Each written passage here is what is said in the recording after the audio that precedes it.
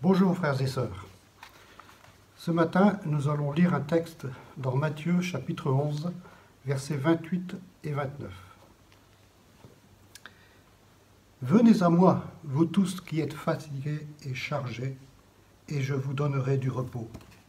Prenez mon joug sur vous et recevez mes instructions, car je suis doux et humble de cœur, et vous trouverez du repos pour vos âmes. Qui n'éprouve pas le besoin de se reposer? Je parle d'une fatigue physique dont le remède est une sieste ou une nuit de sommeil. Dans ce genre de repos, il suffit de s'allonger, je n'ai rien à faire sinon trouver enfin le sommeil réparateur. Notre texte de ce matin nous encourage également à bénéficier d'un repos. Waouh! En allant simplement à Christ. Comme je suis un enfant de Dieu, c'est déjà fait. Et lors de mon trépas, je bénéficierai d'un repos céleste pour l'éternité. Waouh! Comment comprendre ce que Jésus nous enseigne? S'agit-il uniquement d'un repos futur promis aux enfants de Dieu? Ne pensez-vous pas que le Christ nous invite à vivre le repos déjà dans le temps présent? Alors de quel repos s'agit-il?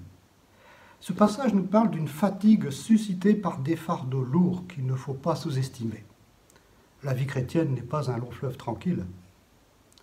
Déjà, l'auteur de l'Épître aux Hébreux nous rappelle que Moïse devait mener le peuple de Dieu vers le pays promis par Dieu lui-même, le pays de Canaan, où coule le lait et le miel. 40 ans de traversée du désert, une conquête pour entrer dans ce pays par un temps de guerre. Jésus nous invite ici à entreprendre des démarches afin de nous soutenir dans notre vie ici-bas. Venez, prenez et recevez, trouvez. 4 verbes indiquent des actions à mettre en pratique ici-bas pour déjà bénéficier de ce repos. Je reprends un peu la parabole de Jésus en Matthieu 13. Imaginez que vous ayez un champ dans lequel se trouve quelque part un trésor. Il vous appartient. Mais tant que vous ne creusez pas, vous ne bénéficierez pas des bienfaits de ce trésor, même si vous dites au monde que vous êtes riche. Venez. Christ est l'auteur de ce repos. C'est pourquoi il nous invite à aller vers lui. N'allons pas ailleurs. Venir à Christ définit une action volontaire, un geste, un mouvement à faire. Est-ce difficile de faire ce pas vers lui? Un pas de foi, de confiance en ce Jésus qui ne cesse de m'appeler. Pourquoi? Jésus s'adresse à des chrétiens fatigués, ceux dont les convoitises triomphent d'eux. Jésus s'adresse à des gens fatigués par des pensées qui les tourmentent, fatigués pour d'autres raisons, d'ordre physique, spirituel, émotionnel. Les fardeaux lourds à porter nous viennent de ce monde chargé de problèmes en tout genre. Guerre, logement, travail, argent, mariage, divorce, extrémisme, intimidation, corruption, addiction. C'est bien lourd tout cela. Christ nous dit, venez à moi. Prenez et recevez. Nous avons ici une image très parlante, un joug facile et léger. Jésus nous propose une alliance légère et facile à porter dans le but de nous accompagner dans notre vie ici-bas. Prendre son joug, c'est accepter sa présence en utilisant la prière, en lisant sa parole, en l'étudiant ou la méditant. C'est également suivre ses commandements. 1 Jean 5,3, ces commandements ne sont pas pénibles parce que tout ce qui est né de Dieu triomphe du monde. Et la victoire qui triomphe du monde, c'est notre foi. Or, notre foi, c'est celle qui contient un repos bienfaisant offert par la présence de Jésus. Comprenons bien pourquoi Jésus désire que nous suivions ses instructions.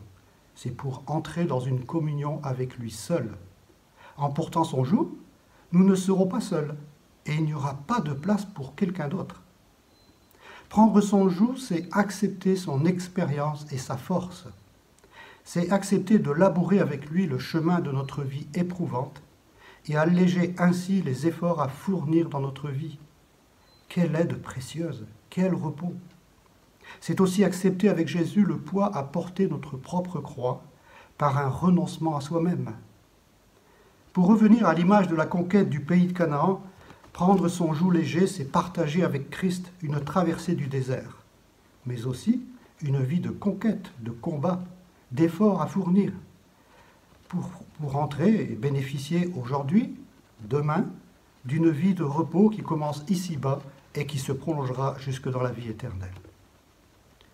Trouver le repos. Je pense au vers pâturage du psaume 23 dans lequel le roi David trouve un certain repos. Le Seigneur pourrait bien nous dire, comme autrefois à ses disciples, ne soyez pas en souci pour votre vie, de ce que vous mangerez, de ce que vous boirez. Nous pouvons présenter cette requête quotidiennement, aussi bien pour la nourriture matérielle que pour la nourriture spirituelle. Les vers pâturage, quand il est question de repos, c'est le moment et le temps que nous prenons pour ruminer paisiblement. C'est Christ qui nourrit l'âme. Christ, pain de vie descendu du ciel. Christ, la manne, l'agneau rôti et le bon blé du pays promis. Mon âme occupée de lui dans la lecture et la méditation de sa parole est conduite près de lui, à côté de lui, sous un joug léger. Mon âme peut repasser tout ce qu'elle a reçu de lui. Elle repose paisiblement, rassasiée de la présence de Christ. C'est vraiment relaxant, reposant. Trouver le repos de Jésus me conduit dans une plénitude de paix, de joie et de satisfaction qui remplit mon cœur. L'objet du cœur est celui qui me fait reposer, qui me mène.